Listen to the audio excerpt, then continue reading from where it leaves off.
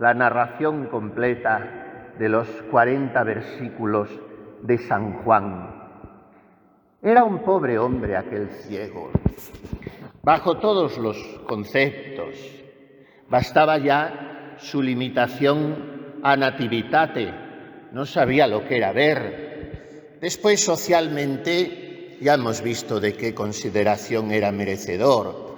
A nivel religioso, se atreven los especialistas y puros a tacharlo también de lo peor.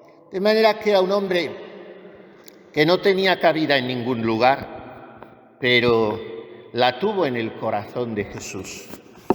Ese Jesús cuya identidad el pobre ciego, más bien materialista, interesado solo en su curación física, pues no tenía ni idea. Yo no sé quién es, solo sé que me ha curado.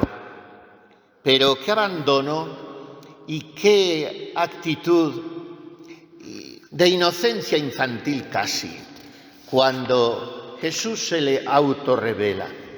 ¿Crees tú en el Hijo del Hombre? ¿Y quién es, Señor, para que crea en Él? Lo estás viendo, el que te está hablando, ese es.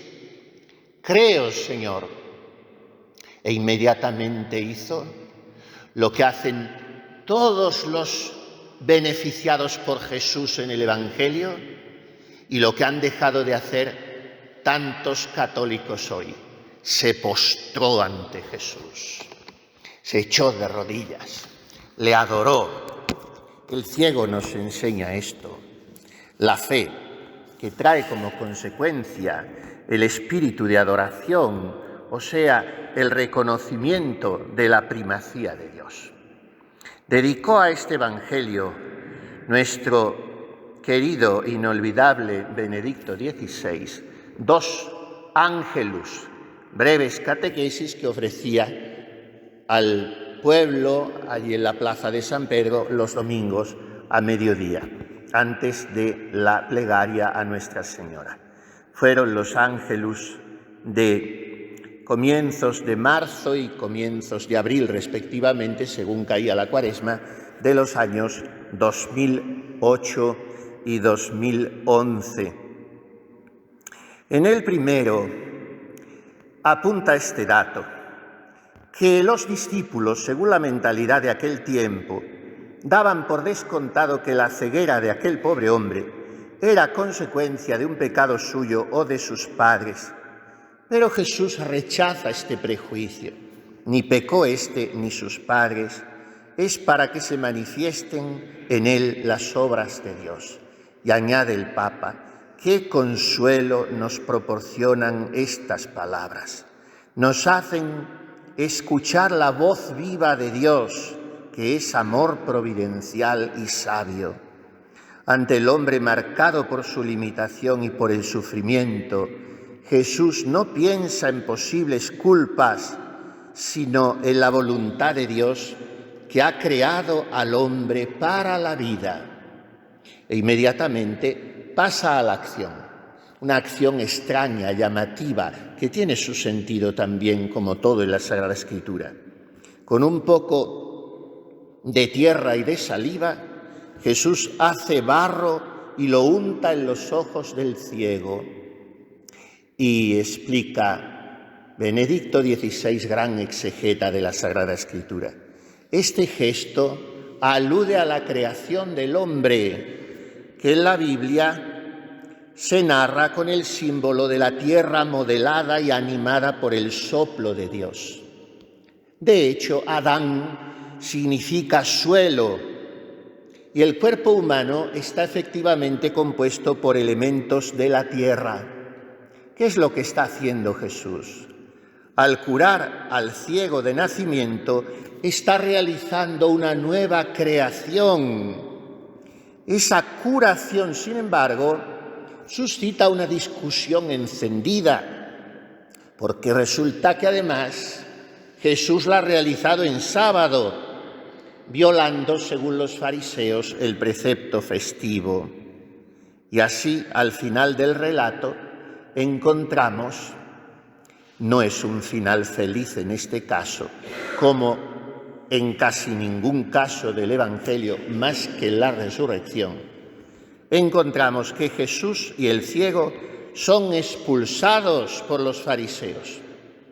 Uno por haber violado la ley y el otro porque a pesar de la curación sigue siendo considerado pecador desde su nacimiento. Pero Jesús ya ha hecho lo que pretendía. Al ciego curado le revela que ha venido al mundo para realizar un juicio. ¿Cómo será este juicio?, dice Benedicto XVI, con una observación interesantísima. Conocemos algunos detalles de este juicio, Jesús nos lo ha explicado. Se pondrán los corderos a la derecha y las cabras a la izquierda. Los que no hayan atendido a su prójimo, estuve enfermo y no me visitasteis, en la cárcel y no fuisteis a verme, tuve hambre y no me disteis de comer. ¿Cuándo, Señor? Cuando no lo hicisteis con uno de estos mis pequeños hermanos. El juicio será sobre el amor, que es de lo que nos examinarán a la tarde. Pero veamos cómo explica también el Papa este juicio. Jesús ha venido al mundo para realizar un juicio, para separar a los ciegos curables de aquellos que no se dejan curar porque presumen de sanos. Y así ha terminado precisamente el Evangelio, encarándose insolente, soberbiamente, los fariseos con Jesús. ¿Entonces también nosotros estamos ciegos? Y respondiendo Jesús, con dulce, dolorida ironía, no, si estuvierais ciegos no tendríais pecado, pero como decís, vemos, vuestro pecado permanece. Es uno de los grandes males de hoy, también dentro de la Iglesia, la soberbia intelectual. Nosotros sabemos más que toda la tradición, que todo el magisterio de los papas, que todas las enseñanzas. Y si esto se ha hecho así, ha estado todo equivocado, hasta el último concilio o hasta ayer por la tarde.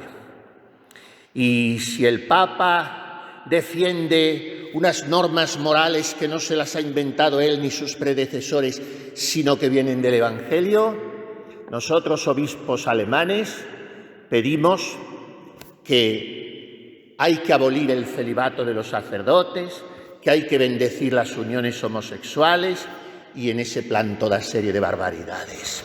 Porque nosotros vemos, no nos dejamos iluminar. O nosotras religiosas volvemos a editar el carisma de nuestro fundador porque él en su momento no veía, lo vemos ahora. O nosotros, matrimonios, nos reinventamos una moral sexual o matrimonial o familiar porque lo otro no vale por anticuado, porque nosotros vemos. Y esta es la auténtica ceguera. Y Jesús nos responde, como decís, vemos, vuestro pecado permanece. Este es el juicio. Separar, nos autoseparamos nosotros. A los curables de los incurables por empecinamiento en su soberbia autosuficiente.